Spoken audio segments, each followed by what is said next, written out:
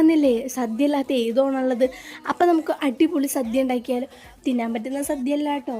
അപ്പോൾ ക്ലേ വെച്ചിട്ടാണ് ഉണ്ടാക്കുന്നത്. ഇതെൻ്റെ ഡ്രൈ ആവാത്ത ക്ലേ ആയിരുന്നു കേട്ടോ. നിങ്ങൾ എന്താ പറയുക, ഡ്രൈ ആവുന്ന ക്ലേ എടുക്കുകയാണെങ്കിൽ അത് ഒന്നുകൂടെ യൂസ്ഫുൾ ആവും. എവിടെയെങ്കിലും ഒട്ടിച്ച് വയ്ക്കാനായാലും അതാണ് നല്ലതെന്ന് തോന്നുന്നതല്ല, അതാണ് നല്ലത്. അപ്പോൾ ഞാൻ ഇതുപോലെ വാഴയില ഉണ്ടാക്കിയെടുത്തിട്ടുണ്ട്. വാഴയിലേക്ക് 2 ഷെയ്ഡ് കൊടുത്തിട്ടാട്ടോ ഉണ്ടാക്കിയെടുക്കുന്നത്. എക്സാക്റ്റ് വാഴയിലയുടെ ലുക്ക് കിട്ടാൻ അരിമണി ഉണ്ടാക്കുന്നുണ്ട്. പഴം, പപ്പടം, എല്ലാ സദ്യയ്ക്ക് ആവശ്യമുള്ള എല്ലാ സാധനങ്ങളും ഞാൻ ഉണ്ടാക്കിയിട്ടുണ്ട്.